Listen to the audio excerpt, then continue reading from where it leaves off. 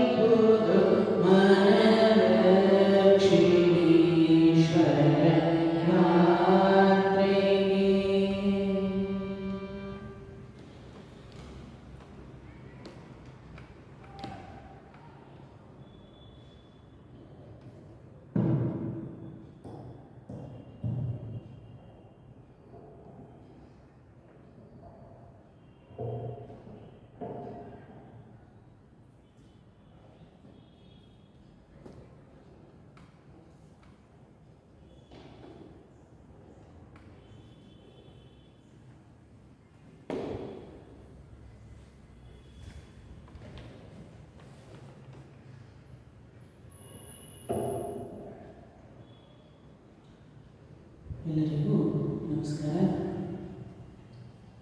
ಹೋದ ವಾರ ನಾವು ನೋಡಿದ್ವಿ ದುಂದುಳಿಯ ತಂಗಿಯ ಮಗ ಋತುಕಾರಿ, ಆಮೇಲೆ ಗೋಕರ್ಣ, ಇಬ್ಬರದ್ದು ಕೂಡ ಜನ್ಮ ಆಗ್ತದೆ. ಇಬ್ಬರು ಕೂಡ ಯೌವನ ಅವಸ್ಥೆಗೆ ಬರ್ತಾರೆ. ಆದರೆ ದುಂದುಕಾರಿ ಅವನು ನಿಜವಾಗ್ಲೂ ದುಂದುಕಾರಿನೇ ಅವನು. ಯಾಕಂತ ಹೇಳಿದರೆ ಅಷ್ಟು ಇರಬಾರ್ದೆಲ್ಲ ಆ ಕೆಟ್ಟ ಗುಣಗಳು ಅದೊಂದು ಕಾರ್ಯದಲ್ಲಿ ಎದ್ದು ಕಾಣ್ತಾ ಇತ್ತು. ಸ್ನಾನ ಶೌಚಾದಿ ಬ್ರಾಹ್ಮಣೋಚಿತ ಆಚಾರಗಳ ಯಾವುದೂ ಹೆಸರಿರಲಿಲ್ಲ. ಊಟ ತಿಂಡಿಯಲ್ಲಿಯೂ ನಿಯಮವಿರಲಿಲ್ಲ. ಅವನಿಗೆ ಸಿಟ್ಟು ಬಹಳ ಬೆಳೆದಿತ್ತು. ಅವನು ಕೆಟ್ಟ ಕೆಟ್ಟ ವಸ್ತುಗಳನ್ನು ಸಂಗ್ರಹಿಸುತ್ತಿದ್ದನು. ಹೆಣ ಮುಟ್ಟಿದ ಅನ್ನವನ್ನೂ ಕೂಡ ಅವನು ತಿಂದುಬಿಡ್ತಿದ್ದ. ಬೇರೆಯವರ ವಸ್ತುಗಳನ್ನು ಕದಿಯುವುದು ಹಾಗೂ ಎಲ್ಲರನ್ನು ದ್ವೇಷಿಸುವುದು ಅವನ ಸ್ವಭಾವವೇ ಆಗಿತ್ತು. ಇಷ್ಟು ಸರ್ವಗುಣ ಸಂಪನ್ನ ಇದ್ದ ಅವನು. ಅಡಗಿಕೊಂಡು ಅವನು ಬೇರೆಯವರ ಮನೆಗಳಿಗೆ ಬೆಂಕಿ ಹಚ್ಚುತ್ತಿದ್ದನು. ಬೇರೆಯವರ ಮಕ್ಕಳನ್ನು ಆಡಿಸಲು ಎತ್ತಿಕೊಂಡು ಅವನು ಸಟ್ಟನೆ ಬಾವಿಗೆ ಎಸೆದುಬಿಡ್ತಿದ್ದ. ಆಡಿಸೋದಕ್ಕಂತ ಎತ್ಕೊಳ್ಳೋದು, ಬಾವಿ ತಗೊಂಡು ಎಸೆದ್ಬಿಡೋದು. ಅವನಿಗೆ ಹಿಂಸೆ ಗೀಳೆ ಹತ್ತಿತ್ತು. ಯಾವಾಗಲೂ ಆಯುಧಗಳನ್ನು ಧರಿಸಿಕೊಂಡೇ ಇರುತ್ತಿದ್ದನು. ಬಡಪಾಯಿ ಕೂಡರು ದೀನ ದುಃಖಿಗಳನ್ನು ವ್ಯರ್ಥವಾಗಿ ಸತಾಯಿಸುತ್ತಿದ್ದನು. ಚಾಂಡಾಲರೊಂದಿಗೆ ಅವನಿಗೆ ವಿಶೇಷ ಪ್ರೇಮವಿತ್ತು.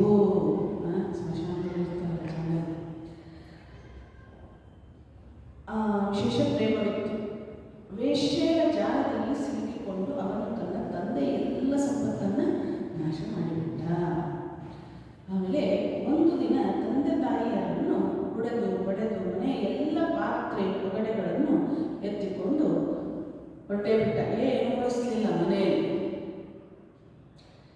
ಹೀಗಿರುವಂಥ ಸಂದರ್ಭದಲ್ಲಿ ತಂದೆಗೆ ಬಹಳ ಬೇಜಾರಾಯಿತು. ಅಂತಹ ಒಂದು ಸಂದರ್ಭದಲ್ಲಿ ಗೋಕರ್ಣ ತಂದೆಗೆ ಹೇಳ್ತಾನೆ, ಏನಂತಂದರೆ, ನೋಡಿ, ಈ ಶರೀರ ಎಂಬುದು ಮಾಂಸ ರಕ್ತದ ಪಿಂಡವಾಗಿದೆ. ಇದನ್ನು ನಾನು ಎಂಬುದನ್ನು ನೀವು ಮರೆತು ಬಿಡಿರಿ. ಪತ್ನಿ ಪುತ್ರರನ್ನು ನನ್ನವರು ಎಂದು ಎಂದಿಗೂ ತಿಳಿಯಬೇಡಿರಿ. ಈ ಪ್ರಪಂಚವನ್ನು ಹಗಲು ರಾತ್ರಿ ಕ್ಷಣಭಂಗುರವೆಂದು ತಿಳಿಯಿರಿ.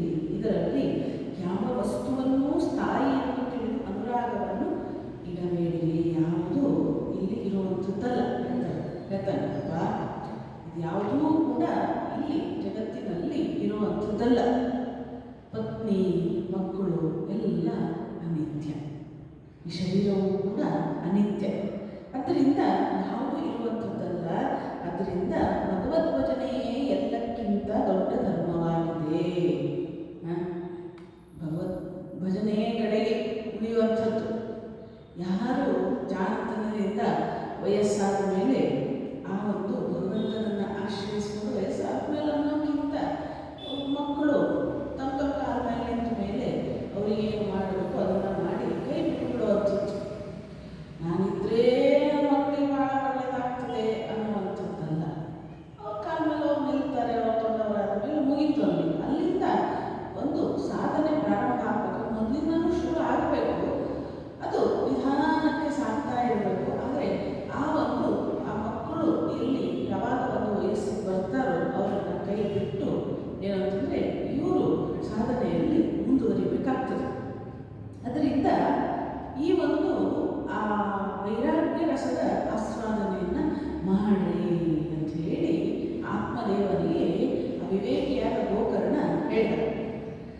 ಆಗ ಅವನ ವಯಸ್ಸು 66 ಬುದ್ಧಿಯಲ್ಲಿ ಪೂರ್ಣವಾದ ನಡತೆ ಇತ್ತು. ಈ ಒಂದು ತಿಳ್ಕೊಳ್ಳುವಂಥ ಒಂದು ಶಕ್ತಿ ಅವನಿಗೆ ಬಂತು ಭಗವಂತನ ಕೃಪೆಯಿಂದ. ಭಗವದ್ಭಜನೆಯೇ ದೊಡ್ಡ ಧರ್ಮವಾಗಿದೆ. ನಿರಂತರ ಅದನ್ನೇ ಆಶ್ರಯಿಸಿಕೊಂಡಿರಿ. ಉಳಿದ ಎಲ್ಲ ಲೌಕಿಕ ಧರ್ಮಗಳಿಗಿಂತ ಪರಾಮುಕ್ತರಾಗಿ ಸದಾ ಕಾಲ ಸಾಧುಗಳ ಸೇವೆ ಮಾಡಿರಿ. ಭೋಗಗಳ ಲಾಲಸೆ ಹತ್ತಿರ ಸುಳಿಯಗೊಳ್ಳಬೇಡಿ.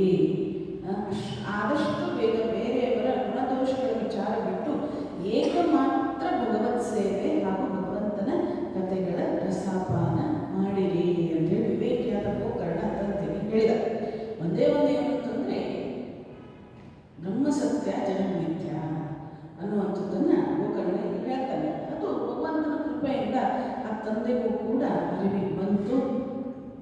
ಹೀಗೆ ಆ ಪುತ್ರನ ಒಂದು ಮಾತಿನಿಂದ ಪ್ರಭಾವಿತನಾಗಿ ಆತ್ಮದೇವನ ಬುದ್ಧಿ ಸ್ಥಿರವಾಯಿತು. ಹೌದು, ಯಾವುದೂ ಕೂಡ, ಯಾಕಂದರೆ ದುಂದುಕಾರಿಯ ಒಂದು ವಿಚಾರವನ್ನು ನೋಡಿಬಿಟ್ಟಿದ್ದ, ಕಣ್ಣಾರೆ ಕಂಡುಬಿಟ್ಟಿದ್ದ. ಎಲ್ಲ ಸರ್ವಗುಣ ಸಂಪನ್ನ. ಅದರಿಂದ ಏನಂತಂದರೆ ಆ ವಿಚಾರವನ್ನು ನೋಡಿ ತಂದೆಗೆ ಅನ್ನಿಸ್ತು, ಹೌದು ಇದೇ ಸತ್ಯ, ಇನ್ನು ನಾನು ಈ ಸಂಸಾರದಲ್ಲಿ ಇರಬಾರದು.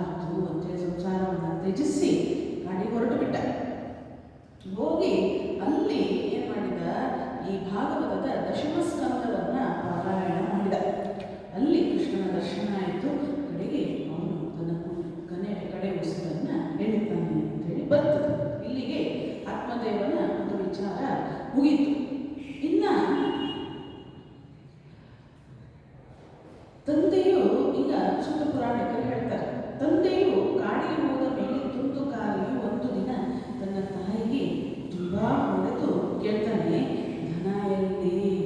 ಹುಡುಗರು ಈ ಚಟ ಇದ್ದವ್ರು ಇರ್ತಾರಲ್ಲ, ಬಹಳ ಕಷ್ಟ. ಮನೆಯಲ್ಲಿ ಯಾರಿಗೂ ನೆಮ್ಮದಿಯಿಂದ ಇರೋದಕ್ಕೆ ಬಿಡೋದಿಲ್ಲ. ಒಮ್ಮಿಂದೊಮ್ಮೆಲೆ ಅವರಿಗೆ ತಲೆ ಯಾವುದೋ ಕಡೆ ಓಡೋದಕ್ಕೆ ಶುರು ಆಗಿಬಿಡ್ತದೆ. ಅದರಿಂದ ಈ ತುಂಡು ಕಾರ್ಯಕ್ಕೆ ಏನು ಮಾಡಿದ, ಒಂದು ದಿವಸ ತಾಯಿಯನ್ನು ಹೊಡೆದು ಏನು ಮಾಡಿದ, ಧನ ಎಲ್ಲಿ? ಧನವನ್ನು ಎಲ್ಲಿಟ್ಟಿದ್ದೀಯಾ ಹೇಳು, ದುಡ್ಡು ಕೊಡು ಅಂತ ಹೇಳಿ, ನನಗೆ ದುಡ್ಡು ಕೊಡು ಅಂತ ಹೇಳಿ. ಎಷ್ಟೋ ಜನ ಹುಡುಗರೆಲ್ಲ ಹಾಗೆ. ಏನು ಅಂತಂದರೆ ಮನೆಯಲ್ಲಿದ್ದಂತಹ ತನ್ನ ಪತ್ನಿಯನ್ನು, ತಾಯಿಯನ್ನು, ಮಕ್ಕಳನ್ನು ಯಾವರಿ ಅವರು ಆ ಒಂದು ಬಿಡಿಸ್ತಾರೆ, ಹೊಡಿತಾರೆ ಯಾವುದಕ್ಕಾಗಿ? ದುಡ್ಡಿಗಾಗಿ. ಇದರಿಂದ ಅವನು ಹೀಗೆ ಗದರಿಸಿ ಹೆದರಿ ಮಗನ ಉಪದ್ರವದಿಂದ ದುಃಖಿತಳಾಗಿ ಅವಳು ರಾತ್ರಿ ಹಾವಿಗೆ ಹಾರಿಬಿಟ್ಟಳು. ಯಾರು? ತಾಯಿ ದುಂದುಲಿ. ಅವಳು ಏನು ಮಾಡಿದ್ರು, ಆ ಮಗ ಸುಖಪಟ್ಟೆ ಹೊಡೆದ, ದುಡ್ಡನ್ನು ಕೇಳಿದ. ಅದರಿಂದ ಇಲ್ಲಿ ಸಾಕಿಕೊಂಡು ಜೀವನ ಅಂದರೆ ಹಾಗೆ ಇಟ್ಬಿಟ್ಲು, ಅವಳಿಗೆ ಸತ್ತೋಗ್ಬಿಟ್ರು. ಹೀಗೆ ಅವಳ ಮೃತ್ಯು ಆಯಿತು. ಯೋಗನಿಷ್ಠ ಗೋಕರ್ಣನು ತೀರ್ಥಯಾತ್ರೆ ಹೊರಟು ಬಿಟ್ಟ. ಈ ಮನೆಯಲ್ಲಿ ಯಾರೂ ಇಲ್ಲ. ಗೋಕರ್ಣ ತೀರ್ಥಯಾತ್ರೆಗೆ ಹೋದ. ಅವನು ಯೋಗನಿಷ್ಠ ಅಂತಂದರೆ ಬಹಳ ವಿವೇಕಿ, ಸಮಾಧಾನ, ಮತ್ತು ಏನಂತಂದರೆ ಆ ಜೀವನದಲ್ಲಿ ಯಾವುದನ್ನು ಹಿಡ್ಕೊಳ್ಳಬೇಕು, ಯಾವುದನ್ನು ಬಿಡಬೇಕು ಅನ್ನುವಂಥದ್ದನ್ನು ಯೋಚನೆ ಮಾಡುವಂಥವನು. ಅವನು ತೀರ್ಥಯಾತ್ರೆ ಹೊರಟು ಬಿಟ್ಟ. ತಾಯಿ ಬಾವಿ ಹಾಕಿದ್ದು, ತಂದೆ ಗಾಡಿಗೆ ಹೋಗಿ ಭಗವಂತನ ಸಾಕ್ಷಾತ್ಕಾರವನ್ನು ಮಾಡಿಕೊಂಡು ಅವರು ದೇಹ ಬಿಟ್ಟು ಗೋಕರ್ಣ ಯಾತ್ರೆ ಹೊರಟ. ಈ ಮನೆಯಲ್ಲಿರೋದು ಒಬ್ಬನೇ, ಯಾರು? ದುಂದುಕಾರಿ. ಅವನಿಗೆ ಈ ಘಟನೆ ದುಃಖವಾಗಲಿ ಸುಖವಾಗಲಿ ಆಗಲಿಲ್ಲ. ಏಕೆಂದರೆ ಅವನಿಗೆ ಯಾರೂ ಮಿತ್ರರು ಶತ್ರುಗಳು ಇರಲಿಲ್ಲ. ಯಾಕೆ? ಗೋಕರ್ಣದಲ್ಲಿ. ಕಡೆಗೆ ದುಂದುಕಾರಿ ಏನು ಮಾಡಿದ, ಅವನದೇ ಸಾಮ್ರಾಜ್ಯ ಅಲ್ಲ ಮನೆಯಲ್ಲಿ. ಅವನು 5 ಜನ ವೇಶ್ಯೆಯರನ್ನು ತಂದಿಟ್ಕೊಂಡ ಮನೆಯಲ್ಲಿ. ಒಬ್ಬರಲ್ಲ ಇಬ್ಬರಲ್ಲ, 5 ಜನ ವೇಶ್ಯೆಯರನ್ನು ತಂದಿಟ್ಕೊಂಡ. ಅವರಿಗಾಗಿ ಭೋಗ ಸಾಮಗ್ರಿಗಳನ್ನು ಒದಗಿಸುವ ಚಿಂತೆಯಿಂದ ಅವನ ಬುದ್ಧಿಯು ನಷ್ಟವಾಯಿತು. ಬರೀ ತಂದಿಟ್ಟುಕೊಂಡ್ರೆ ಆಗ್ತದೆ, ಅವರೇನೇನು ಕೇಳ್ತಾರಲ್ಲ ಇವನು ಸಪ್ಲೈ ಮಾಡಬೇಕಾಗ್ತದೆ. 5 ಜನರನ್ನು ಸಾಕೋದು ಅಂತಂದರೆ ಕಡಿಮೆ ಮಾಡ್ತೇವೆ. ಅವ್ರಿಗೆ ಏನೇನು ಭೋಗಗಳು ಬೇಕೋ ಎಲ್ಲ ಇನ್ನೂ ಕೊಡಬೇಕಾಗ್ತದೆ. ಆದ್ದರಿಂದ ಆ ಚಿಂತೆಯಿಂದ ಬುದ್ಧಿ ಸಂಪೂರ್ಣ ನಷ್ಟ ಆಗಿದ್ದು ಅವನು ಅನೇಕ ರೀತಿಯ ಕ್ರೂರ ಕರ್ಮಗಳನ್ನು ಮಾಡೋದಕ್ಕೆ ಪ್ರಾರಂಭ ಮಾಡಿದ. ಮೊದಲಿಗೆ ಕ್ರೂರಿ, ಇನ್ನು ಇಂಥ ಅವಸ್ಥೆ ಬಂದರಂತೂ ಇನ್ನೂ ಕ್ರೂರ ಆಗ್ಬಿಟ್ಟ. ಒಂದು ದಿನ ಆ ವೇಶ್ಯೆಯರು ಇವನ ಬಳಿಯಲ್ಲೇ ಅನೇಕ ಒಡವೆಗಳನ್ನು ಬೇಡ್ತಾರೆ. ಸುಮ್ಮನೆ ಇರ್ತಾರೆ ಅವರು. ಆ ಒಡವೆ ತಂದುಕೊಡು, ಇದು ತಂದುಕೊಡು, ಈ ಒಂದು ಸಾಮಗ್ರಿ ತಂದುಕೊಡು ಅಂತ ಬಿಡಿಸೋದು ಶುರು ಮಾಡಿ ಒಂದಿಷ್ಟು ಒಡವೆಗಳನ್ನು ಕೇಳಿದ್ರು. ಅವನು ಅವರ ಕಾಮದಲ್ಲಿ ಕುರುಡನಾಗಿದ್ದ. ಸಾವಿನ ನೆನಪೇ ಅವನಿಗಿರಲಿಲ್ಲ. ನಾನು ಒಂದ್ಸರಿ ಸಾಯ್ತೇನೆ ಅನ್ನೋಂಥ ನೆನಪಿರಲಿಲ್ಲ ಅವನು. ಅದೇ ತಪ್ಪು ಮಾಡೋದು ಮನುಷ್ಯ. ತಪ್ಪು ಮಾಡುವಂತಹ ಸಂದರ್ಭದಲ್ಲಿ ಮನುಷ್ಯನಿಗೆ ನೆನಪಾಗೋದಿಲ್ಲ ಏನು ಅಂತಂದರೆ, ನನ್ನ ಕರ್ಮ ಕಟ್ಟಿದ್ದೀನಿ, ನಾನು ಒಂದು ದಿವಸ ಸಾಯ್ತೇನೆ. ಆ ಸಾಯೋ ಅಂಥ ಸಂದರ್ಭದಲ್ಲಿ ನನ್ನ ಅವಸ್ಥೆ ಏನಾಗ್ತದೆ ಅನ್ನೋದನ್ನು ಮರೆತು ಬಿಡ್ತೇವೆ. ಹಾಗೆ ಇವನು ಏನು ಮಾಡಿಬಿಟ್ಟ, ಒಂದು ದಿವಸ ಸಾವಿನ ನೆನಪೇ ಅವನಿಗೆ ಇರಲಿಲ್ಲ. ಒಡವೆಗಳನ್ನು ಒದಗಿಸಲು ಅವನು ಮನೆಯಿಂದ ಹೊರಬಿದ್ದ. ಈಗ ಏನೋ ಮಾಡಿ ಒಡವೆಗಳನ್ನು ತರಬೇಕಲ್ಲ, ಇಲ್ಲಿ ಅವರಂತಾರೆ ನಾವು ಬಿಟ್ಟು ಹೋಗ್ತೇವೆ ನಿನ್ನನ್ನು ಅಂತ ಹೇಳಿ. ಅಲ್ಲಿ ಇಲ್ಲಿ 2 ದಿನವನ್ನು ಕದ್ದು ಮನೆಗೆ ಬಂದ. ಇನ್ನೇನು ಮಾಡ್ತಾನೆ, ಅವನಿಗೆ ಕೆಲಸ ಮಾಡೋದಕ್ಕಾಗೋದಿಲ್ಲ. ಎಲ್ಲಾದರೂ ದುಡ್ಡು ಸಂಪಾದನೆ ಮಾಡಿಕೊಂಡು ಬರೋಣ ಅಂತಂದರೆ ಅವನಿಗೆ ಸಾಧ್ಯ ಇಲ್ಲ. ಅದಕ್ಕೆ ಏನು ಮಾಡಿದ, ಕದಿಯೋದಕ್ಕೆ ಪ್ರಾರಂಭ ಮಾಡಿದ. ದೊಡ್ಡ ಏನಂತಂದರೆ ಅಲ್ಲಿ ಇಲ್ಲಿ ಹೇರಳವಾದ ಧನವನ್ನು ಕದ್ದು ಬಂದು ಅವರಿಗೆ ಸುಂದರ ವಸ್ತ್ರ ಒಡವೆಗಳನ್ನು ತಂದುಕೊಡೋದಕ್ಕೆ ಪ್ರಾರಂಭ ಮಾಡಿದ. ಆಮೇಲೆ ಕಳ್ಳತನದ ಅನೇಕ ವಸ್ತುಗಳನ್ನು ನೋಡಿ ಆ ಸ್ತ್ರೀಯರು ರಾತ್ರಿ ವಿಚಾರ ಮಾಡ್ತಾರೆ. ಏನು ಮಾಡ್ತಾರೆ, ಹೌದು ಇವನು ಪ್ರತಿದಿನ ಕಳ್ಳತನ ಮಾಡ್ತಾನೆ ನಮಗೋಸ್ಕರ. ಇದು ಒಂದಿಲ್ಲ ಒಂದು ದಿವಸ ರಾಜನಿಗೆ ಗೊತ್ತಾಗ್ತಿದೆಯೋ ಇಲ್ವೋ, ರಾಜನಿಗೆ ಗೊತ್ತಾಗ್ತಿದೆಯೋ ಇಲ್ವೋ. ಅದರಿಂದ ಏನು ಅಂತಂದರೆ ನಾವು ರಾಜನಿಗೆ ಗೊತ್ತಾಗಿ ಇವನನ್ನು ಹಿಡಿದುಕೊಂಡು ಹುಡುಕ್ತಾರೆ. ಅವಾಗ ರಾಜ ಇದೆಲ್ಲ ಸಂಪತ್ತು ಕಸಿದುಕೊಂಡು ಅವನಿಗೇನು ಮಾಡ್ತಾನೆ, ಪ್ರಾಣದಂಡನೆಯನ್ನು ಕೊಡ್ತಾನೆ. ಅದರಿಂದ ಅದು ನಿಶ್ಚಿತ. ಅದರಿಂದ ಒಂದಲ್ಲ ಒಂದು ದಿನ ಇವನು ಸಾಯೋದೆ. ನೋಡ್ರಿ ಅವ್ರು ಹೆಂಗಿದ್ದಾರೆ, 5 ಜನ, ಅವ್ರು 5 ಜನ ಒಬ್ಬನೇ, ಅವ್ರು ಅನ್ಕೊಂಡ್ರು ಇವನು ಏನಿದ್ರು ಸಾಯೋದೆ ಅಲ್ಲ. ಅದಕ್ಕೆ ಏನಂತಂದ್ರೆ ಧನದ ರಕ್ಷಣೆಗಾಗಿ ಗುಪ್ತವಾಗಿ ಇವನು ನಾವೇ ಕೊಲ್ಲಬಾರದು ಅಂತ ಹೇಳಿ ಯೋಚನೆ ಮಾಡಿಬಿಟ್ರು 5 ಜನ ಸೇರಿ. ಕಡೆಗೆ ಏನು ಮಾಡಿದ್ರು, ಇವನನ್ನು ಕೊಂದು ನಾವು ಇವನ ಸಂಪತ್ತೆಲ್ಲವನ್ನು ಎತ್ತುಕೊಂಡು ಎಲ್ಲರೂ ಹೊರಟು ಹೋಗ್ಬಿಡೋಣ. ನಮಗೂ ತಂದು ಕೊಟ್ಟು ಬಿಟ್ಟಿದ್ದಾನೆ, ನಮ್ಮ ಕೆಲಸ ಮುಗೀತು, ಅದರಿಂದ ಇವನನ್ನು ನಾವೇ ಕೊಂದು ಬಿಡೋಣ ಅಂತ ಹೇಳಿ ಅವರು ಯೋಚನೆ ಮಾಡಿ ನಿಶ್ಚಯಿಸಿ ಅವರು ಮಲಗಿರುವ ದುಂದುಕಾರಿಯನ್ನು ಹಗ್ಗದಿಂದ ಕಟ್ಟಿ ಕತ್ತಿಗೆ ಇವಳನ್ನು ಬಿಗಿದು ಸಾಯಿಸಲು ಪ್ರಯತ್ನಿಸಿದರು. ಕತ್ತಿಗೆ ಹಾಕಿ ಸಾಯಿಸೋದಕ್ಕೆ ಪ್ರಯತ್ನ ಮಾಡಿದರು. ಆದರೆ ಅವನು ಸಾಯಲಿಲ್ಲ. ಅವಾಗ ಏನಾಯಿತು, ಅವ್ರಿಗೆ ಚಿಂತೆಗೊಳಗಾದರು ಅವರು, ಯಾಕೆ ಅವನು ಸಾಯಲಿಲ್ಲ ಅಂತ ಹೇಳಿ. ಆಮೇಲೆ ಆಗ ಅವರು ಅವನ ಬಾಯಲ್ಲಿ ಉರಿಯುವ ಕೆಂಡವನ್ನು ಹಾಕುತ್ತಿದ್ದಾರಂತೆ. ನೋಡಿ, ಇದು ವಿಪರೀತ. ಉರಿಯುವ ಕೆಂಡವನ್ನು ಹಾಕಿದ ತಕ್ಷಣ ಬಾಯಲ್ಲಿ ಉರಿಯುವ ಕೆಂಡ ಹಾಕಿದ್ರದ್ದು ನಿಲ್ತದೆಯಾ? ಉರಿಯುವ ಕೆಂಡವನ್ನು ಹಾಕಿದ ತಕ್ಷಣ ಅವನಲ್ಲೇ ಆ ಒಂದು ಕಷ್ಟದಿಂದ ನರಳಿ ಬಾಯಿ ಸುಟ್ಟು ಕಡೆಗೆ ಸತ್ತು ಹೋಗ್ಬಿಟ್ಟ. ಯಾರು ದುಂದುಕಾರಿ.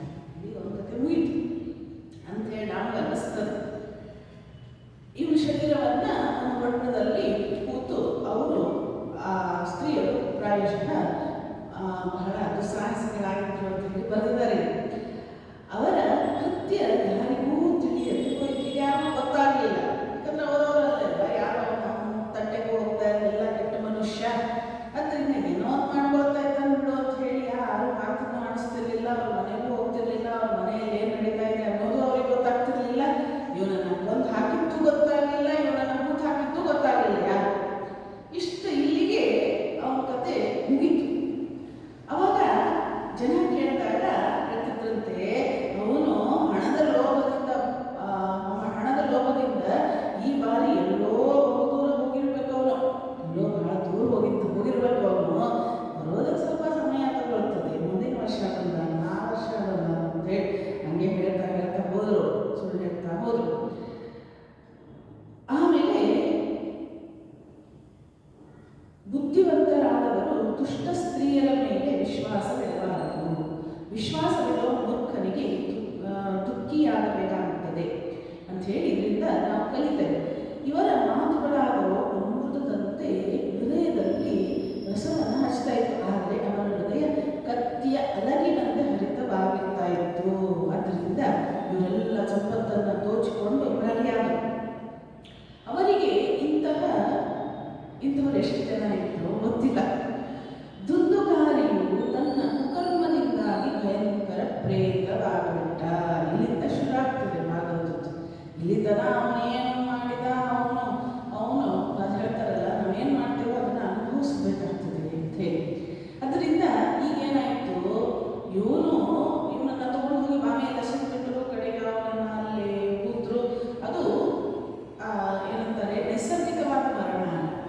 ಎಲ್ಲ ಮುಗಿದಿದೆಪ್ಪ, ಜೀವನದಲ್ಲಿ ಏನು ಉಳಿಲಿಲ್ಲ, ಎಲ್ಲ ಜವಾಬ್ದಾರಿ ಮುಗಿದಿದೆ, ಇನ್ನು ನಂದು ಕಡೆ ದಿವಸಗಳು ಬಂದಿದೆ ಅಂತಂದರೆ ಶಾಂತ ರೀತಿಯಿಂದ ಯಾರು ಜೀವನವನ್ನು ಬಿಡ್ತಾರೋ ಅವರು ವಯಸ್ಸಾದ ಮೇಲೂ ಏನೇನೋ ಇರ್ತದೆ, ಆಸೆಗಳಿದ್ದೇ ಇರ್ತದೆ. ಆದರೆ ಅದನ್ನೆಲ್ಲ ಬಿಡಬೇಕು. ಅದರಿಂದನೇ ಹೇಳೋದು ಏನಂತಂದ್ರೆ, ಒಂದು ವಯಸ್ಸಾದ ಮೇಲೆ ಭಗವಂತನನ್ನು ಬಿಟ್ಟು ಇನ್ನೇನು ಚಿಂತಿಸಬಾರದು. ಅದರಿಂದ ವಾನಪ್ರಸ್ಥಾಶ್ರಮ ಅಂತ ಹೇಳಿದ್ರು. ಅಂತಂದರೆ ಎಲ್ಲವನ್ನೂ ತೊರೆದು ಎಲ್ಲವನ್ನೂ ಮಗನಿಗೆ ಅಥವಾ ಮಗಳಿಗೆ ಅದನ್ನೆಲ್ಲ ಒಪ್ಪಿಸಿ, ಇನ್ನಾಯ್ತಪ್ಪ ನಿನ್ನ ಜವಾಬ್ದಾರಿ ಅಂತ ಹೇಳಿ ಅದನ್ನ ಒಪ್ಪಿಸಿ ಇವರು ಒಂದು ಜಪಧ್ಯಾನದಲ್ಲಿ ತೊಡಗುವಂಥದ್ದು. ಅದರಿಂದ ಏನಂತಂದರೆ ಇಲ್ಲಿ ಏನಾಗ್ಬಿಡ್ತು, ಅವನು ದೊಡ್ಡ ಪ್ರೇತ ಆಗ್ಬಿಟ್ಟ, ಭಯಂಕರ ಪ್ರೇತ ಆಗ್ಬಿಟ್ಟ ಅವನು. ಯಾಕಂದರೆ ಆಸೆಗಳನ್ನು ಇಟ್ಟುಕೊಂಡಂಥ ಮನುಷ್ಯ ಯಾವಾಗ ಅವನು ಮರಣವನ್ನು ಹೊಂದುತ್ತಾನೆ, ಅದು ಪ್ರೇತಾತ್ಮ ಆಗ್ತದೆ. ಪ್ರೇತಾತ್ಮ ದೆವ್ವ ಅಂತೇವಲ್ಲ, ಅದೇ ಪ್ರೇತನಾಗ್ಬಿಟ್ಟ. ಅವನು ಬಿರುಗಾಳಿಯಾಗಿ ಯಾವಾಗಲೂ 10 ದಿಕ್ಕುಗಳಲ್ಲಿ ಅಲೆಯುತ್ತಿದ್ದ. ಬಿಸಿಲು ಚಳಿಯಿಂದ ಭಾರೀ ಕಷ್ಟಪಡುತ್ತಾ ಹಸಿವು ಬಾಯಾರಿಕೆಗಳಿಂದ ದುಃಖಿತನಾಗಿ ಅಯ್ಯೋ ದೈವವೇ ಎಂದು ಕೂಗುತ್ತಿದ್ದನು. ಆದರೆ ಅವನಿಗೆ ಎಲ್ಲಿಯೂ ಯಾವ ಯಾವುದೇ ಆಸರೆ ದೊರೆಯಲಿಲ್ಲ. ಕೆಲ ಕಾಲ ಕಳೆದ ಬಳಿಕ ಗೋಕರ್ಣನು ಜನರ ಬಾಯಿಂದ ದುಂದುಕಾರಿಯ ಮರಣದ ಸಮಾಚಾರವನ್ನು ಕೇಳಿದ. ಈಗ ಗೋಕರ್ಣ ಕೇಳಿದ ಒಂದು ಆ ಸಮಾಚಾರವನ್ನ, ನೀರಿಲ್ಲ, ಎಲ್ಲೂ ಆಶ್ರಯ ಹೇಗೆ ಪಡೆಯೋದಕ್ಕೆ ಸಾಧ್ಯ? ಆ ಭೂತ ಪ್ರೇತಗಳಿಗೆ ಯಾರಾದ್ರೂ ಆಶ್ರಯ ಕೊಡೋದಕ್ಕೆ ಸಾಧ್ಯ ಇದೆ? ಅವರೇ ಎಲ್ಲೋ ತಗೊಂಡ್ರೆ ಸರಿ, ಇಲ್ದಿದ್ರೆ ಅದು ಎಲ್ಲ ತಗೊಂಡ್ರು ಕೂಡ ಅವರಿಗೆ ಹಾಗೆ ಯಾರು ಕೂಡ ಆಶ್ರಯವನ್ನ ಕೊಡೋದಿಲ್ಲ. ಬಾಯಾರಿಕೆ ಆದರೆ ನೀರು ಕುಡಿಯೋದಕ್ಕಾಗೋದಿಲ್ಲ, ಹಸುವಾದ್ರೆ ತಿನ್ನೋದಕ್ಕಾಗೋದಿಲ್ಲ. ಇದು ಕರ್ಮದ ಫಲ. ಇದರಿಂದ ಕಡೆಗೆ ಇವನು ಗೋಕರ್ಣನು ಜನರ ಬಾಯಿಂದ ದುಂದುಕಾರಿಯ ಮರಣದ ಸಮಾಚಾರವನ್ನ ಕೇಳಿದ. ಆಗ ಅವನನ್ನು ಅನಾಥನೆಂದರಿದ್ದು ಗಯೆಯಲ್ಲಿ ಅವನ ಶ್ರಾದ್ದ ಮಾಡಿದನು. ಅವನು ಹೋದ ಎಲ್ಲ ತೀರ್ಥಗಳಲ್ಲಿಯೂ ಅವನ ಶ್ರಾದ್ದ ಮಾಡುತ್ತಿದ್ದನು. ಗೋಕರ್ಣ ಒಬ್ಬ ಬಹಳ ಒಳ್ಳೆಯವನು. ಅವನಿಗೋಸ್ಕರ ಎಲ್ಲ ಕಡೆ ಅವನಿಗೆ ಮುಕ್ತಿ ಸಿಗಲಿ ಅಂತೇಳಿ ಶ್ರಾದ್ದವನ್ನು ಮಾಡ್ತಾ ಇದ್ದ. ಗಯೆಯಲ್ಲಿ ವಿಶೇಷವಾಗಿ ಶ್ರಾದ್ದದ ಕಾರ್ಯ ನಡೀತದೆ. ಅಲ್ಲಿ ಶ್ರಾದ್ದವನ್ನ ಯಾರು ಮಾಡ್ತಾರೋ, ಅಲ್ಲಿ ವಿಷ್ಣುಪಾದ ಇದೆ, ಅಲ್ಲಿ ಶ್ರಾದ್ದವನ್ನ ಯಾರು ಮಾಡ್ತಾರೋ ಅವರಿಗೆ ಮುಕ್ತಿ ಅನ್ನುವಂಥ ಒಂದು ಪ್ರತೀತಿ ಇದೆ. ಹೀಗೆ ತಿರುಗ್ತಾ ಗೋಕರ್ಣ ತನ್ನ ಊರಿಗೆ ಬಂದ. ಆವಾಗ ಏನಾಯ್ತು, ರಾತ್ರಿಯಲ್ಲಿ ಬೇರೆಯವರ ಕಣ್ಣು ತಪ್ಪಿಸಿ ನೇರವಾಗಿ ತನ್ನ ಮನೆಯ ಅಂಗಳದಲ್ಲಿ ಮಲಗಲು ಬಂದ. ಧೈರ್ಯ ಬೇಕಾಗ್ತದೆ ಅದಕ್ಕೆ. ಅಲ್ಲೇ ಪ್ರೇತದ ವಾಸ. ಗೋಕರ್ಣ ಬಂದ, ಅವರು ಮನೆಗೆ ಬಂದು ಆ ಅಂಗಳದಲ್ಲಿ ಮಲ್ಕೊಳ್ಳೋದಕ್ಕಂತ ಹೇಳಿ ಬಂದ. ಅಲ್ಲಿ ತನ್ನ ತಮ್ಮನು ಮಲಗಿರುವುದನ್ನು ಕಂಡು ನಡುರಾತ್ರಿಯಲ್ಲಿ ದುಂದುಕಾರಿಯು ತನ್ನ ಭಾರೀ ವಿಕರಾಳ ರೂಪವನ್ನು ತೋರಿದನು. ರಾತ್ರಿ ದರ್ಶನ ಆಗ್ಬಿಡ್ತೀವನಿಗೆ. ಬಂದ ಯಾರು? ದುಂದುಕಾರಿ. ಗೋಕರ್ಣ ಬಂದಿದ್ದ. ಗೋಕರ್ಣ ಅಣ್ಣ, ದುಂದುಕಾರಿ ತಮ್ಮ. ಅವನು ತಮ್ಮ ಅಲ್ಲ, ಗೋಕರ್ಣ ತಮ್ಮ, ದುಂದುಕಾರಿ ಅಣ್ಣ. ಆ ಗೋಕರ್ಣ ಮಲಗಿದ್ದನ್ನ ನೋಡಿ ಇವನೇನ್ ಮಾಡಿದ, ನಡು ರಾತ್ರಿಯಲ್ಲಿ ಬಂದು ಆ ಪ್ರೇತ ದರ್ಶನ ಕೊಟ್ಟು ಬಿಡ್ತು. ಆವಾಗ ಏನಾಯ್ತು, ವಿಕರಾಳ ರೂಪವನ್ನ ತೋರಿಸಿದ. ರಾತ್ರಿ ಯಾರು ನೆನೆಸ್ಕೊಳ್ಳಬಾರ್ದು. ಆವಾಗ ಅವನು ಕೆಲವೊಮ್ಮೆ ಆಡು, ಕೆಲವೊಮ್ಮೆ ಆನೆ, ಕೆಲವೊಮ್ಮೆ ಕೋಣ, ಕೆಲವೊಮ್ಮೆ ಇಂದ್ರ, ಕೆಲವೊಮ್ಮೆ ಅಗ್ನಿಯಾಗಿ ತೋರ್ತಾ ಇದ್ದ. ಒಂದೊಂದು ರೂಪವನ್ನ ಬದಲಾಯಿಸ್ತಾ ಇದ್ದ.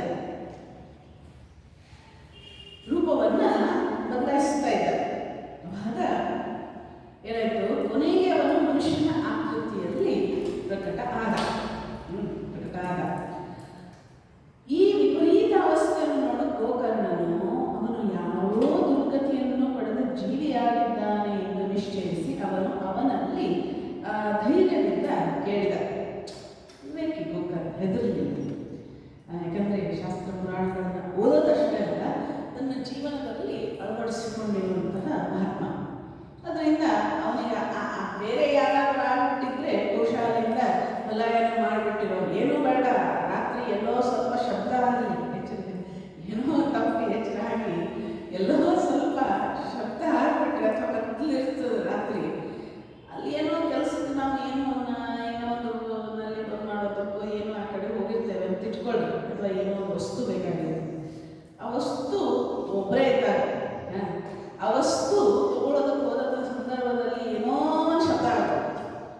ಆ ವಸ್ತು ಅಲ್ಲೇ ಕೈ ಬಿಟ್ಟು ಓಡ್ಬಿಡ್ತೇವೆ ನಾವು. ಅಲ್ಲ, ಗೋಕರ್ಣ ಅಂತಲ್ಲ, ಇಲ್ಲೋ ಯಾರು ಜೊತೆ ಕರ್ಕೊಂಡು ನೀನು ಬಾ ಅಂತ ಹೇಳಿ ಕರ್ಕೊಂಡು ಹೋಗ್ತೇವೆ ಅಲ್ಲ. ಆ ಗೋಕರ್ಣ ಹಂಗಲ್ಲ. ಏನಂತಂದ್ರೆ ಧೈರ್ಯ ಇತ್ತು. ಅವನು ಅನ್ಕೊಂಡ, ಈ ವಿಪರೀತ ಅವಸ್ಥೆ ಮನುಷ್ಯನ ಆಕಾರದಲ್ಲಿ ಪ್ರಕಟ ಆಗಿತ್ತಲ್ಲ, ಯಾರೋ ದುರ್ಗತಿಯನ್ನು ಪಡೆದ ಜೀವಿ ಆಗಿದ್ದಾರೆ. ದುಂದುಕಾರಿ ಅಂತ ಗೊತ್ತಾಗಲಿಲ್ಲ, ಅಣ್ಣ ಅಂತ ಗೊತ್ತಾಗಲಿಲ್ಲ, ಯಾರೋ ಇದ್ದಾರೆ ಅಂತ ಹೇಳಿ ಧೈರ್ಯ ಮಾಡಿ ಅವನಲ್ಲೇ ಅವನ ಧೈರ್ಯ ಮಾಡಿಕೊಂಡು ಕೇಳ್ತಾನೆ, ಯಾರು ಅಂತ ಹೇಳಿ. ಗೋಕರ್ಣ ಕೇಳಿದ, ನೀನು ಯಾರು? ರಾತ್ರಿಯಲ್ಲಿ ಇಂತಹ ಭಯಾನಕ ರೂಪವನ್ನು ಏಕೆ ತೋರುತ್ತಿರುವೆ? ಇಂತಹ ಸ್ಥಿತಿಯು ನಿನಗೆ ಹೇಗೆ ಉಂಟಾಯಿತು? ನೀನು ಪ್ರೇತವೋ, ಪಿಶಾಚಿಯೋ, ಅಥವಾ ಯಾವುದಾದರೂ ರಾಕ್ಷಸನೋ? ನನಗೆ ಹೇಳು, ಯಾರು ಹೇಳು ಅಂತ ಹೇಳಿ. ಅದಕ್ಕೆ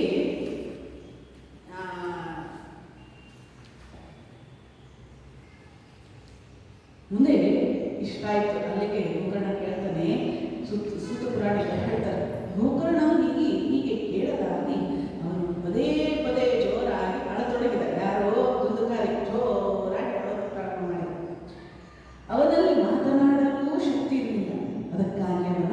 ಕೇವಲ ಸಂಕೇತ ಮಾತ್ರ ಮಾಡಿದನು, ಸಂಕೇತ ಅಷ್ಟೇ ಮಾಡಿದ. ಆಗ ಗೋಕರ್ಣನ ಬೊಗಸೆಯಲ್ಲಿ ನೀರು ತುಂಬಿ ಅದನ್ನು ಅಭಿಯಂತ್ರಿಸಿ ಅವನ ಮೇಲೆ ಪ್ರೋಕ್ಷಿಸಿದನು. ಇದರಿಂದ ಅವನ ಪಾಪಗಳು ಸ್ವಲ್ಪ ಶಮನವಾಗಿ ಅವನು ಈ ರೀತಿ ಹೇಳತೊಡಗಿದ. ಈಗ ಏನು ದುಂದುಕಾರಿ ಇದ್ದಲ್ಲ ಪ್ರೇತ, ಅವನು ಸ್ವಲ್ಪ ಮಾತನಾಡೋದಕ್ಕೆ ಪ್ರಾರಂಭ ಮಾಡಿದ. ಸ್ವಲ್ಪ ಪಾಪಗಳು ಸ್ವಲ್ಪ ಕಡಿಮೆ ಆಯಿತು. ಯಾಕಂದರೆ ಗೋಕರ್ಣ ದೊಡ್ಡ ಸಾಗರ ತಪಸ್ವಿ ಆ ನೀರನ್ನು ಅಭಿಯಂತ್ರಿಸಿ ಅವನ ಮೇಲೆ ಪ್ರೋಕ್ಷಿಸಿದಾಗ ಏನಾಗ್ತಿತ್ತು, ಅವನಿಗೆ ಸ್ವಲ್ಪ ಮಾತು ಬರೋದಕ್ಕೆ ಪ್ರಾರಂಭ ಆಯಿತು. ಪ್ರೇತಗೊಂಡಿತು. ನಾನು ನಿನ್ನ ಸಹೋದರನಾಗಿರುವೆನು, ದುಂದುಕಾರಿ ಎಂದು ನನ್ನ ಹೆಸರು. ನಾನು ನನ್ನದೇ ದೋಷಗಳಿಂದ ನನ್ನ ಬ್ರಾಹ್ಮಣತ್ವವನ್ನು ನಾಶ ಮಾಡಿಕೊಂಡೆ. ನಾನು ದುಂದುಕಾರಿ, ನಿನ್ನ ತಮ್ಮ. ನಾನೇನು ಮಾಡಿಬಿಟ್ಟೆ, ನನ್ನದೇ ಒಂದು ತಪ್ಪಿನಿಂದ ನಾನೇನು ಮಾಡಿಬಿಟ್ಟೆ, ನನ್ನ ಬ್ರಾಹ್ಮಣತ್ವವನ್ನು ನಾನು ನಾಶ ಮಾಡಿಕೊಂಡೆ. ನನ್ನ ಕುಕರ್ಮಗಳು ಎಣಿಸಲಾರದಷ್ಟಿವೆ. ನಾನಾದರೂ ಮಹಾನ್ ಅಜ್ಞಾನದಲ್ಲಿ ತೊಳೆದಾಡುತ್ತಿದ್ದೆ. ಇದರಿಂದ ನಾನು ಜನರನ್ನು ತುಂಬ ಹಿಂಸಿಸಿದೆ. ಕೊನೆಗೆ ಕುಲಟೆಯರಾದ ಸ್ತ್ರೀಯರು ನನ್ನನ್ನು ನರಳಾಡಿಸಿ ಕೊಂದು ಬಿಟ್ಟರು ಅಂತ ಹೇಳಿ ತನ್ನ ವೃತ್ತಾಂತವನ್ನು ಹೇಳಿದ. ಇದರಿಂದ ಈಗ ಪ್ರೇತ ಯೋನಿ ಪಡೆದು ಈ ದುರ್ದಶೆಯನ್ನು ಅನುಭವಿಸುತ್ತಿದ್ದೇನೆ. ಈಗ ದೈವವಶಾತ್ ಕರ್ಮಫಲ ಉದಿಸಿದ್ದರಿಂದ ನಾನು ಕೇವಲ ಗಾಳಿಯನ್ನು ಕುಡಿಯುತ್ತಾ ಬದುಕಿದ್ದೇನೆ. ಬೇರೆ ಏನು ತಿನ್ನೋದಕ್ಕೂ ಆಗೋದಿಲ್ಲ, ಕುಡಿಯೋದಕ್ಕೂ ಆಗೋದಿಲ್ಲ. ಆದ್ದರಿಂದ ಗಾಳಿಯನ್ನು ಕುಡಿದು ನಾನು ಬದುಕಿದ್ದೇನೆ. ಅಯ್ಯ ತಮ್ಮನೇ, ನೀನು ದಯಾಸಮುದ್ರನಾಗಿರುವೆ. ಈಗ ಹೇಗಾದರೂ ಬೇಗನೆ ನನ್ನನ್ನು ಈ ಪ್ರೇತ ಯೋನಿಯಿಂದ ಬಿಡಿಸು ಅಂತ ಹೇಳಿ ಹೇಳ್ತಾನೆ. ಗೋಕರ್ಣನು ದುಂದುಕಾರಿ ಎಲ್ಲ ಮಾತುಗಳನ್ನು ಕೇಳಿದ. ಅವನಲ್ಲಿ ಹೇಳ್ತಾನೆ ಏನು ಅಂತಂದರೆ, ಸಹೋದರ, ನಾನು ನಿನಗಾಗಿ ವಿಧಿಪೂರ್ವಕ ದಯೆಯಲ್ಲಿ ಪಿಂಡದಾನ ಮಾಡಿದೆ.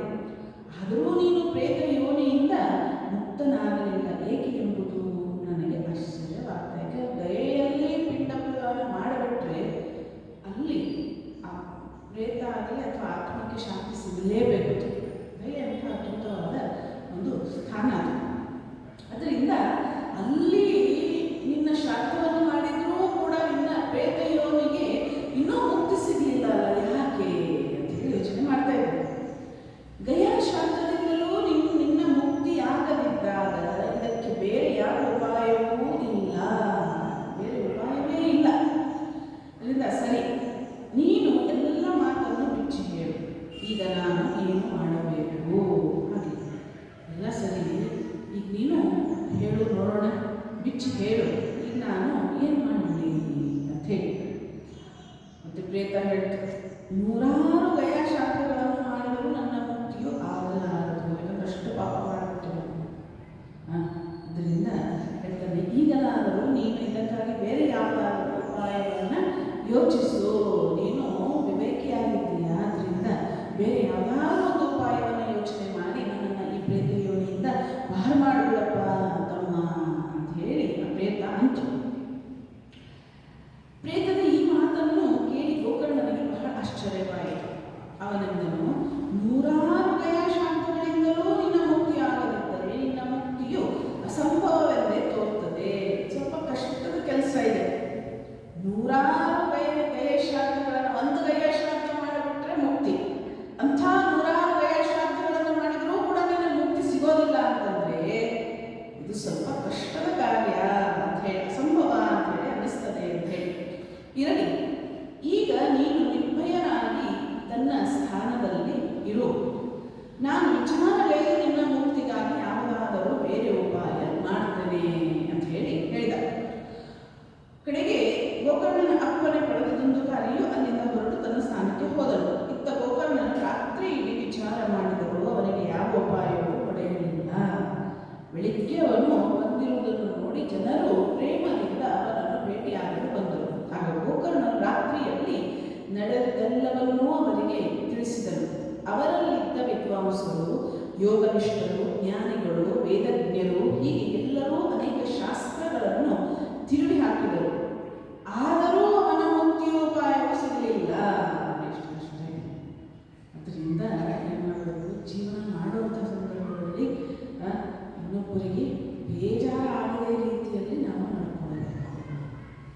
ಇದಿದ್ರೆ ಏನಾಗ್ಬಿಡ್ತದೆ, ಇನ್ನೊಬ್ಬರಿಗೆ ಹಾಸ್ಯ ಮಾಡುವಂಥದ್ದು, ಇನ್ನೊಬ್ಬರನ್ನ ನೋಡುವಂಥದ್ದು, ಆಮೇಲೆ ಇನ್ನೊಬ್ಬರಿಗೆ ಏನೋ ಮನಸ್ಸಿಗೆ ಮತ್ತೊಂದಿಗೆ ಅನ್ನುವಂಥದ್ದು, ಇದನ್ನೆಲ್ಲ ಜೀವನದಲ್ಲಿ ಮಾಡೋದಕ್ಕೆ ಹೋಗ್ಬಾರ್ದು. ಆಮೇಲೆ ದೊಡ್ಡವರಿಗೆ ಅಗೌರವವನ್ನು ತೋರಿಸುವಂಥದ್ದು, ಇದನ್ನು ಯಾವುದನ್ನೂ ಜೀವನದಲ್ಲಿ ಮಾಡಬಾರ್ದು. ಇದನ್ನು ಮಾಡಿದ್ವಿ ಅಂತಂದರೆ ಮಾಡೋವಾಗ ಗೊತ್ತಾಗೋದಿಲ್ಲ, ಆಮೇಲೆ ಇದನ್ನು ಪರಿಸ್ಥಿತಿ ಸತ್ತ ಮೇಲೆ ಸಾಯೋವರೆಗೂ ಏನಿಲ್ಲ, ಆರಾಮಾಗಿ ಇಟ್ಕೊಳ್ಳೋಣ ವಯಸ್ಸುವರೆಗೂ. ಆ ವಯಸ್ಸು ಮೀರಿತು ಶಕ್ತಿ ಇರೋವರೆಗೂ ಆರಾಮ, ಏನು ತೊಂದರೆ ಇಲ್ಲ, ನಾನು ಸುಖವಾಗಿರ್ತೇವೆ ಏನು ಮಾಡಿದ್ರು. ಆದರೆ ಒಂದು ವಯಸ್ಸು ದಾಟಿದ ಮೇಲೆ ಕರ್ಮ ಶುರು ಆಗ್ತದೆ ಅಲ್ಲ, ಆ ಕರ್ಮವನ್ನು ಅನುಭವಿಸೋದು ಬಹಳ ಕಷ್ಟದ ಮಾತಿದೆ. ಸತ್ತ ಮೇಲೂ ಕೂಡ ಅನುಭವಿಸಬೇಕಾಗ್ತದೆ. ದುಃಖಕಾರಿಯ ವಿಚಾರವನ್ನು ನೋಡಿದರೆ, ಅದರಿಂದ ಸತ್ತ ಮೇಲೆ ಆರಾಮಿರಬೇಕು ಅಂತಂದರೆ, ಆತ್ಮಕ್ಕೆ ಶಾಂತಿ ಸಿಗಬೇಕು ಅಂತಂದರೆ ನಾವು ಇರೋವಾಗ ಸರಿಯಾಗಿರಬೇಕು.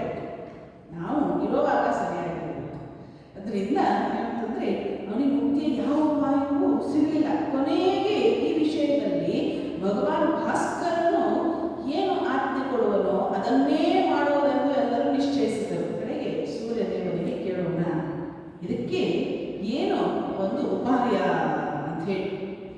ಗೋಕರ್ಣನು ತನ್ನ ತಪೋಬಲದಿಂದ ಸೂರ್ಯನ ಗತಿಯನ್ನು ತಡೆದುಬಿಟ್ಟ. ಅಷ್ಟು ಅದ್ಭುತವಾದ ಒಂದು ತಪೋಬಲ ಇತ್ತು ಅವನಿಗೆ. ಅದರಿಂದ ಸೂರ್ಯನನ್ನೇ ತಡೆದುಬಿಟ್ಟ ಅವನು. ಯಾರು? ಗೋಕರ್ಣ. ಈಗ ಕೇಳಬೇಕಲ್ಲ ಏನಾದರೂ ಒಂದು. ಅದಕ್ಕೆ ಅವನು ಸ್ತುತಿಸಿದ, ಭಗವಂತ ನೀನು ಜಗತ್ಸಾಕ್ಷಿಯಾಗಿರಬೇಕು, ನಾನು ನಿನಗೆ ನಮಸ್ಕರಿಸುತ್ತೇನೆ. ನೀನು ದಯಮಾಡಿ ಕುಂದುಕಾರಿಯ ಮುಕ್ತಿಯ ಸಾಧನೆಯನ್ನು ನನಗೆ ತಿಳಿಸು. ನೀನು ದಯಾಮಯ. ಅದರಿಂದ ದುಂದುಕಾರಿಯನ್ನು, ನನ್ನ ತಮ್ಮನನ್ನ ಹೇಗೆ ಮುಕ್ತ ಮಾಡುವಂಥದ್ದು ಅದನ್ನು ಸ್ವಲ್ಪ ನನಗೆ ತಿಳಿಸು ಅಂತ ಹೇಳಿ ಆ ಗೋಕರ್ಣ ಪ್ರಾರ್ಥನೆಯನ್ನ ಮಾಡ್ಕೊಳ್ತಾರೆ. ಸೂರ್ಯನಾರಾಯಣನಿಗೆ ಆ ಪ್ರಾರ್ಥನೆಯನ್ನ ಮಾಡ್ಕೊಳ್ತಾರೆ. ಈ ಪ್ರಾರ್ಥನೆಯನ್ನ ಕೇಳಿ ಸೂರ್ಯನಾರಾಯಣ ದೂರದಿಂದಲೇ ಸ್ಪಷ್ಟವಾಗಿ ಈ ಥರ ಹೇಳಿದ. ಏನು ಹೇಳಿದ?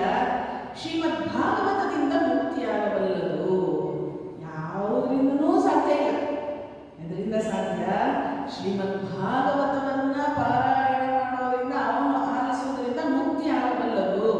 ಅದರಿಂದ ನೀನು ಅದನ್ನು ಸಪ್ತಾಹ ವಿಧಿಯಿಂದ ಪಾರಾಯಣ ಮಾಡು ಅಂತ ಹೇಳಿ ಸೂರ್ಯ ಹೇಳಿದ. ಸೂರ್ಯನ ಈ ಧರ್ಮಮಯ ವಚನವನ್ನು ಅಲ್ಲಿ ನಡೆದವರೆಲ್ಲರೂ ಕೇಳಿದರು. ಇದು ಸೂರ್ಯ ಮೇಲಿಂದ ಹೇಳಿದ.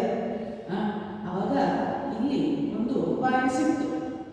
ಆಗ ಎಲ್ಲರೂ ಈ ಸಾಧನೆಯು ತುಂಬ ಸರಳವಾಗಿದೆ, ಇದನ್ನು ಪ್ರಯತ್ನಪೂರ್ವಕ ಮಾಡು ಅಂತ ಹೇಳಿ ಎಲ್ಲರೂ ಹೇಳಿದ್ರು. ಅದರಿಂದ ಗೋಕರ್ಣ ಹಾಗೆಯೇ ನಿಶ್ಚಯಿಸಿ ಕಥೆಯನ್ನು ಅವನೇ ಹೇಳೋದಕ್ಕೆ ಸಿದ್ಧ ಆದ.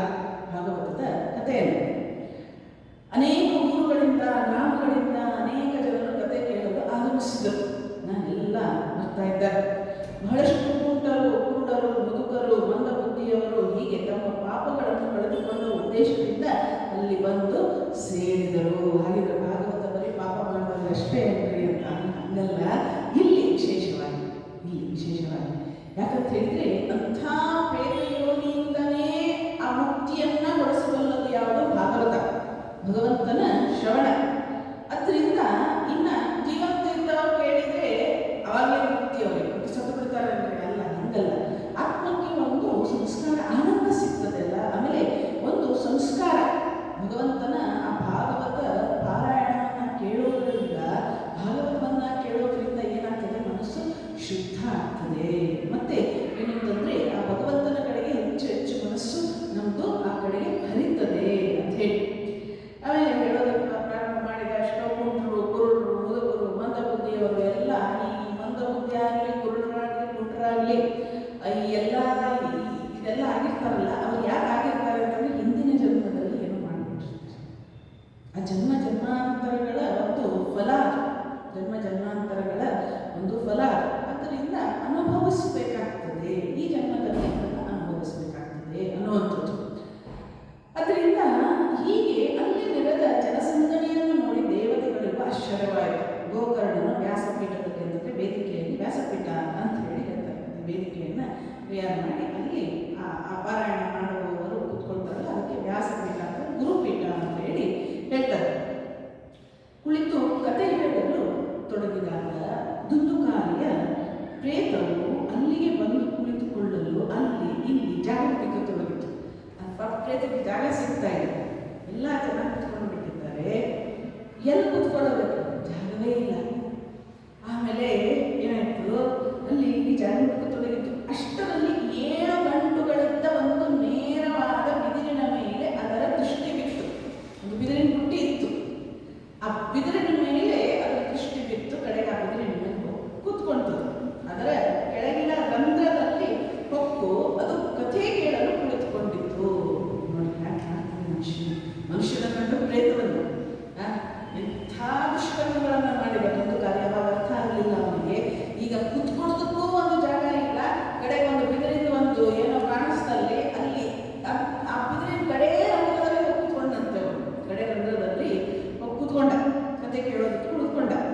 ಗಾಳಿಯ ರೂಪದಿಂದ ಇದ್ದ ಕಾರಣ ಅದಕ್ಕೆ ಹೊರಗೆಲ್ಲೂ ಕುಳಿತುಕೊಳ್ಳಲಾರದೆ ಬಿದಿರಿನಲ್ಲಿ ಹೋಗಿತ್ತು.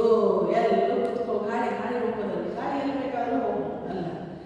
ಅದರಿಂದ ಗಾಳಿಯ ರೂಪದಲ್ಲಿ ಇದ್ದ ತುಂದುಕಾರಿ ಬಿದಿರಿನ ಕಡೆ ರಂಧ್ರದಲ್ಲಿ ಹೋಗಿ ಕೂತ್ಕೊಂಡಂತೆ. ಗೋಕರ್ಣನು ಓರ್ವ ವೈಷ್ಣವ ಬ್ರಾಹ್ಮಣನನ್ನು ಮುಖ್ಯ ಶ್ರೋತೃವಾಗಿಸಿ ಪ್ರಥಮ ಸ್ಕಂದದಿಂದಲೇ ಸ್ಪಷ್ಟವಾಗಿ ಮಧುರ ಸ್ವರದಿಂದ ಕಥೆ ಹೇಳಲು ಪ್ರಾರಂಭಿಸಿದ.